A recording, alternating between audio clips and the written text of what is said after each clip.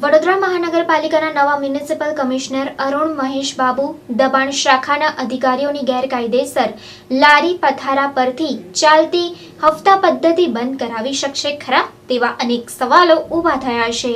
વડોદરામાં નગરપાલિકા દ્વારા છેલ્લા કેટલાય વર્ષોમાં 10 ઉપરાંત કમિશનરો બદલાવ્યા બાદ પણ વડોદરા શહેરના મહાનગરપાલિકાની કચેરી નજીક ગેરકાયદેસર લારી પથારાનું દબાણ આજ દિન સુધી હટી શક્યું નથી, ના કોઈ હટાવી શકે છે। તેનું મુખ્ય કારણ કેટલાક નેતાઓ છે જે આ પથારા લારીવાળાઓ સંચાલકો પાસેથી હપ્તા લઈ જાય છે, ત્યારે દબાણ શાખાના અધિકારીઓ પણ પોતાના પેટ ભરી રહ્યા છે।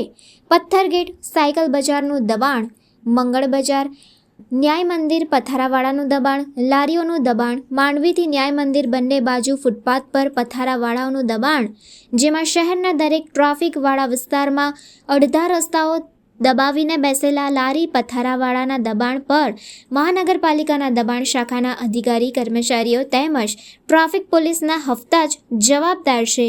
તે કોણ બંધ કરાવશે તેવા અનેક સવાલો ઊભા થયા છે।